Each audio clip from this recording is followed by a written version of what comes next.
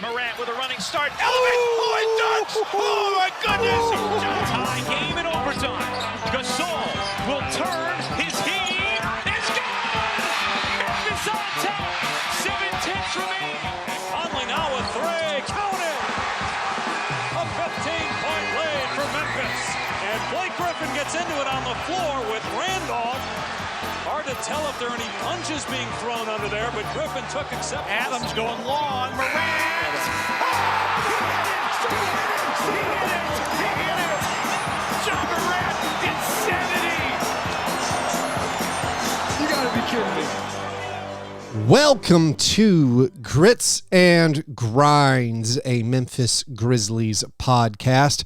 My name is Keith Parrish. The schedule is out, so we are going to talk about that on this episode. Plus, we have some jersey leaks, news about training camp, and some other stuff to go over. So we will get right to it right after I let you know that if you want to play fantasy football with me, your time is running out. Basically, the league is full. But if you still want to play, we will find room for you to do that. You got to go to patreon.com/fastbreakbreakfast. Sign up for the Patreon. If you're already a Patreon supporter, just fill out that form. It's the top post right now at patreon.com/fastbreakbreakfast. So if you want to support this show, play fantasy football with me, join my Slack channel, get a bonus episode every month. All of that, patreon.com/fastbreakbreakfast. All right. We found out who the Grizzlies are going to play this year and when. There's not a ton, honestly, to go over with the schedule release. Every team right now gets 80 games, and you get 40 road, 40 home games. There are 2 games to be determined that will occur that second week of December, which is the NBA Cup knockout rounds for the teams that advance out of the in-season tournament, or the thing formerly known as the in-season tournament, now the Emirates NBA Cup. If you don't advance past the group play, you just get 2 almost randomly assigned teams that will fill out your schedule. But there are some notable things, I guess, about this year's schedule. And so I'll try to go through them, at least point out the things that stuck out to me. The Grizzlies start the season on the road. Opening night is going to be against the Utah Jazz. Utah, one of the 2 teams in the West, along with the Trailblazers, that are kind of thought of as being the weaker teams. And that's only because, based on the things the Jazz did this offseason, we think they're going to tank once again. I have a personal belief that I'd rather play tanking teams a little bit later in the season. Like, I don't want to play Lauri Markkanen and the Jazz on opening night in their building. That is a much tougher game in my mind than playing the Jazz, let's say in March, when maybe they've shut down Lauri Markkanen. But again, no big deal. You start the season on the road. Maybe some of the negatives about playing at Utah in the middle of the regular season, you have all those travel issues. You're flying out into altitude, and it's a tough place to play. Maybe some of that is negated by it being the first game of the season. You can get there early. Maybe you can acclimate a little bit. So the Grizzlies start on the road at the Jazz, then Friday night at the Rockets, and then they return home for a second night of the back-to-back against the Orlando Magic. The home debut for the Grizzlies will be Saturday, October 26th. And then they play 4 straight games at home, all against the Eastern Conference. So that's a little bit odd, just to randomly play 4 Eastern Conference teams in a row. You play the Magic, Bulls, Nets, and Bucks at home. And one thing I think notable about the start of the schedule, the start of the season for the Grizzlies, is they have 2 back-to-backs early on. You have that Friday, Saturday night back-to-back against the Rockets, against Steven Adams and Dylan Brooks and the Rockets, and then you're home against the Magic. And then just a few days later, you have back-to-back home games against the Nets and Bucks. And that means the Grizzlies play 5 games in 7 nights early in the season. The thing I'm going to be looking for right there is, do the Grizzlies start load managing? We might get some answers right out of the gate whether or not Zach Edey is going to play both ends of a back-to-back. Will Ja Morant play both ends of a back-to-back? Will we see load management? It's 5 games in 7 nights. So that is a little bit challenging. I'll be interested to see what they do. Also looking maybe at a bigger picture view of the Grizzlies' schedule, it isn't that hard early on.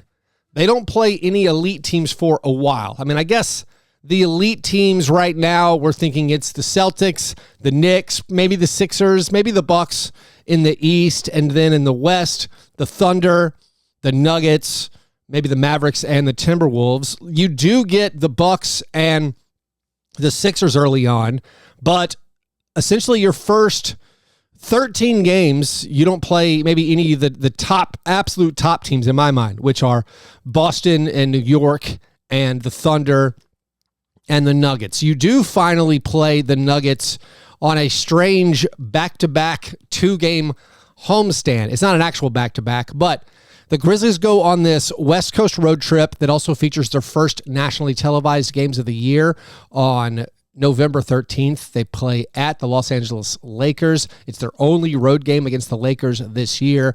That's a Wednesday night game on ESPN. Then they play a Friday night game on ESPN against the Warriors. That'll be up against our former guys, D'Anthony Melton and Kyle Anderson. That is also the first NBA Cup group game of the year. And then after this West Coast road trip, they fly home to play the Nuggets on Sunday at 5 o'clock on an NFL Sunday.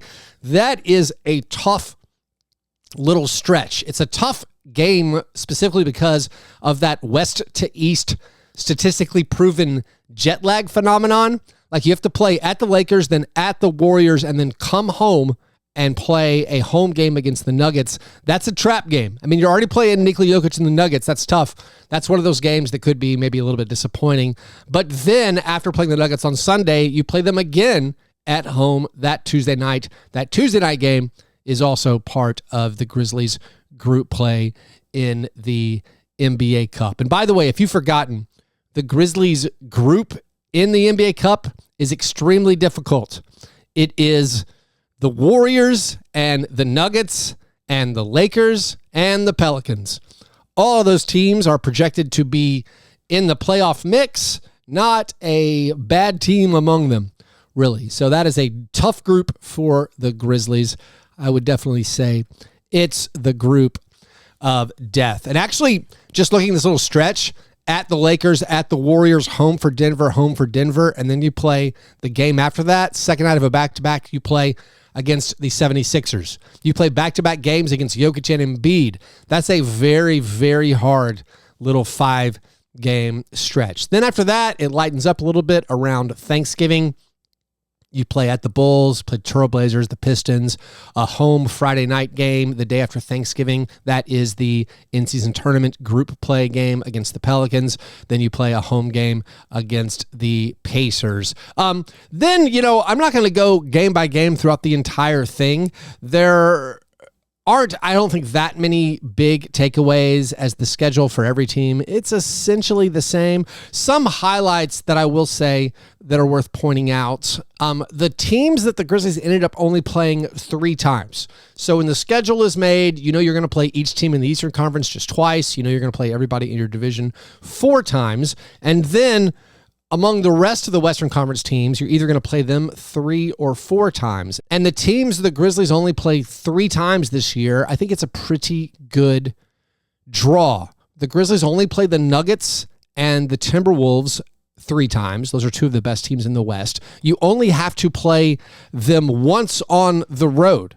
So the Grizzlies play Nuggets and Timberwolves 3 times apiece and get 2 of those games at home. That's very, very fortunate. You play the Lakers and Clippers just 3 times, and then the Kings and Trailblazers. Now, the Trailblazers are expected to be not very good. So, it could have been better where, you only play the Thunder 3 times. But overall, I think that's a pretty good draw there. The Grizzlies end up with 15 back-to-backs. Most NBA teams this year got 15 or 16 back-to-backs. Back-to-backs are up overall league-wide compared to last season. Some of that is they were spacing out teams from nationally televised games. No team playing, I believe, a major national television game, the TNT, the ABC, or the ESPNs, do so on a back-to-back. they were very careful not to have games the day before or the day after nationally televised games because they're trying to get rid of players resting. They're trying to maximize the number of healthy bodies for the marquee teams on these nationally televised games. By the way, the Grizzlies ended up with 9 nationally televised games if you don't count NBA TV. They got, I believe, 4 TNT games and 5 ESPN games. Weirdly, all the ESPN games are road games. TNT, the only national crew that's going to be coming to Memphis. The Grizzlies get 3 of their 9 nationally televised games at home, starting with the MLK Day game. That's going to be against the Timberwolves. That should be an amazing game. Some Ja Morant against Anthony Edwards. Then they play the Rockets at home on TNT on Thursday, January 30th. Then their other home game that's televised is near the end of the season, a Thursday matchup against the Timberwolves. So as has been the pattern in the past during the Ja Morant era, even when the Grizzlies are put on national TV, most of their nationally televised games are road games. So it was actually worse, if I remember correctly. It was actually worse the last couple of years where an unbelievable number of the nationally televised games were on the road. 3 out of 9 nationally televised games being at home, it could be worse. So reminder, if the Grizzlies don't have a great record on national TV, it is not because they are bad on national TV. It's because they're usually playing a good team on the road on national television. Now, the site, there's this analytics site called Positive Residual that does this analysis of NBA schedules.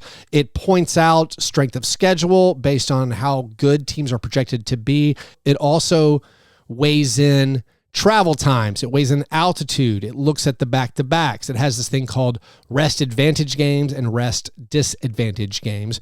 And when Positive Residual runs their analysis on the Grizzlies schedule, they say the Grizzlies have the 9th hardest schedule in the NBA. Now, most Western Conference teams have the hardest schedules. Being in the Southwest Division, that's just tough. You're going to have a pretty hard schedule. It says the Grizzlies have 11 rest advantage games, which is basically average league-wide, and then they have 9 rest disadvantage games. So they're in the positive as far as rest advantage, disadvantage, but it's not really like a overwhelming positive. They're just right in the middle. But then when you factor in how good every team is supposed to be and how strong the Western Conference is, that's why the Grizzlies end up with the 9th hardest schedule. One thing I thought was interesting too, Positive Residual has their own rating system where they, I don't know what the actual formula is, where they just rank the teams in the NBA. It's how they come up with their strength of schedule somewhat. They have the Grizzlies as the 5th best team in the Western Conference and the 11th best team overall. The only teams better than the Grizzlies in the West, according to Positive Residual, are the Thunder, the Nuggets, the Timberwolves, and the Mavs. So nothing shocking there, really. By the way, NBA.com's power rankings, which are done by John Schumann, I actually greatly value John Schumann's opinions. I think he's really, really smart. I think his basketball analysis is really, really smart. He has the Grizzlies right now as the 10th best team in the Western Conference. I will say John's analysis, it heavily relies on stats, and there aren't many usable stats about the Grizzlies last season, so that might be a reason why John has the Grizzlies ranked that low. Like right now, he has them behind the Pelicans and the Kings and the Clippers. He does have them ahead of the Lakers. The Lakers are 12th. The stats that John does point out that he thinks that are some key stats are the Grizzlies last season, even when most of their best players were available, were not that good. This is a stat I've repeated several times. Last season, when at least 3 of the following 4 players were on the court, Those 4 players are Ja Morant, Desmond Bane, Marcus Smart, and Jaren Jackson Jr. When at least three of those 4 guys were on the court last year, the Grizzlies were outscored by 2.8 points per 100 possessions. That's almost 500 possessions we're looking at. So those numbers aren't very good. But again, there's a good excuse, or there's ways you can excuse mostly all of the bad numbers from last year, like all the horrible shooting numbers and 2-point field goal percentage and 3-point field goal percentage. They're all pretty bad. Like last year, the Grizzlies' most used lineup only played 68 minutes together, which is frankly kind of hard to comprehend, that being the most minutes played by any lineup combination on your team last year. But I thought it was notable that John Schumann, whose opinion I value, picked the Grizzlies to be 10th in the West, or right now has them as 10th in the West in his power rankings. Going back to the schedule, the Grizzlies' longest road trip, they'd have 5 straight games on the road a couple of times. One of those, though, is around the All-Star break, so it won't be a real road trip. Right before the All-Star break in February, they play a back-to-back going into the break, a Tuesday-Wednesday back-to-back against the Suns and Clippers. Then, hopefully Ja Morant or Jaren or Dez or somebody is going to the All-Star weekend. And then coming out of the All-Star break, you play a back-to-back at the Pacers and then at the Magic on Thursday and Friday. So if, in fact, some Grizzlies or one Grizzly makes the All-Star team, or if Zach Edey is in the Rising Stars Challenge, it's going to be maybe not the biggest break because there's just going to be a lot of travel for those guys. Now, after you come out of that All-Star break at the end of February, you have this 5-game homestand, and then it actually becomes 9 games out of 11 at home. And for all 11 of those games, you stay in the Central Time Zone. So that is also a little bit unique for the Grizzlies. Maybe they'll be able to put a very strong kind of end of February and early March together. But also the schedule is going to be very, very challenging. I would say the Grizzlies post-All-Star break schedule looks really hard. I mean, coming out of the All-Star break on the road at the Pacers and the Magic and the Cavaliers, those are all 3 Eastern Conference teams expected to make the playoffs. And then when you come home, the Suns, the Knicks, the Spurs. I mean, maybe the Spurs will be bad, but they got Wemby. Then you play the Hawks. The Hawks you should be better than, but then you play the Thunder, then the Mavericks, then the Pelicans, then the Suns, then the Jazz are hopefully tanking, then the Cavs and the Heat. It's all difficult going down the stretch.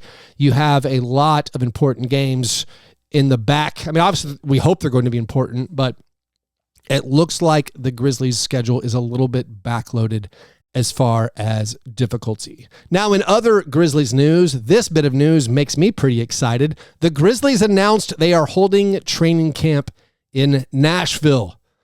This will be a abnormal opportunity for me to cover training camp because I can't normally travel down to Memphis to do it. They're going to host their training camp at Innsworth High School, which is outside of Nashville. They're doing so because the FedEx Forum is undergoing renovations. They actually hosted their training camp at Innsworth High School back in 2013. One of the best Grizzlies rosters ever assembled back in 2013.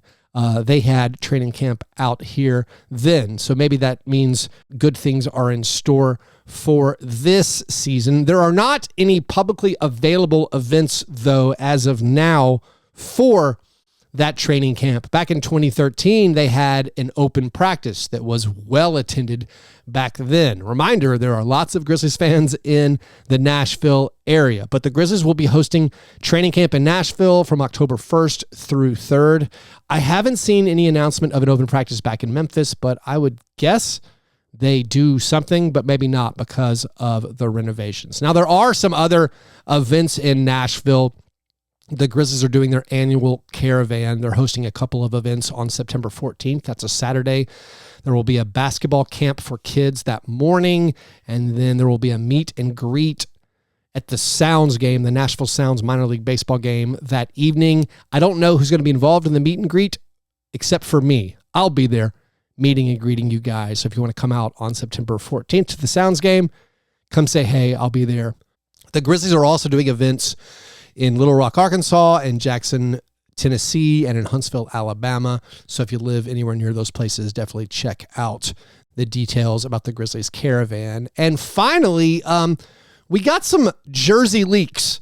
Actually, these are shorts leaks. We don't know if this is accurate, but a Reddit user posted some shorts that he's saying, or they are saying, are the jerseys for this upcoming season. Now, while again, we don't know if this is accurate, here's what we do know. We do know the Grizzlies are wearing their Vancouver throwbacks this season as they celebrate their 30th year as a franchise. We also know the franchise is celebrating the 50th anniversary of the Memphis Sounds, the ABA team.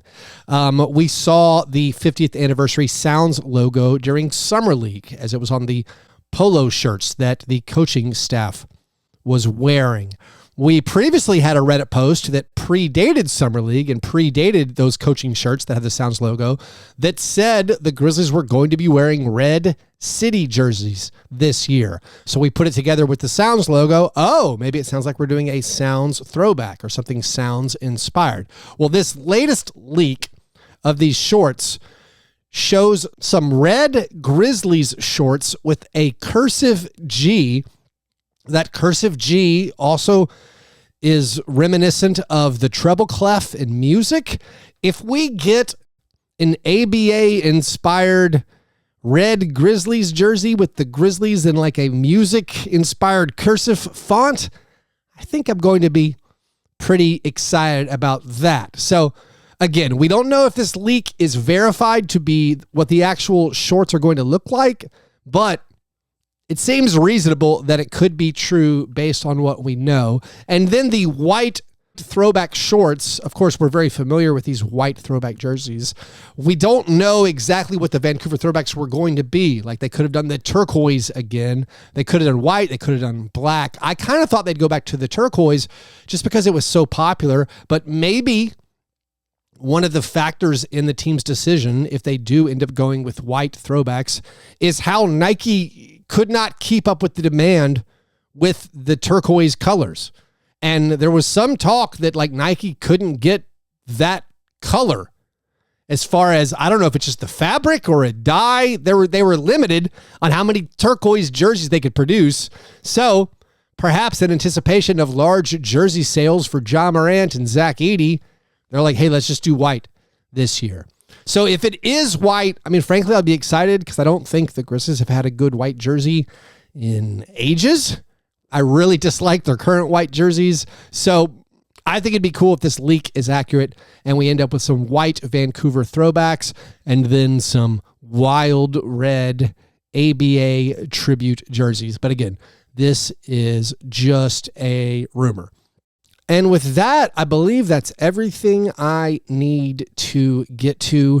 There isn't a ton to take out of the schedule. I mean, every year I know I do these episodes, and in other seasons I've been like, wow, that looks really, really hard. This stretch right here, or this stretch looks really, really easy, and it never turns out normally to be that way. Last year, the schedule wasn't that daunting.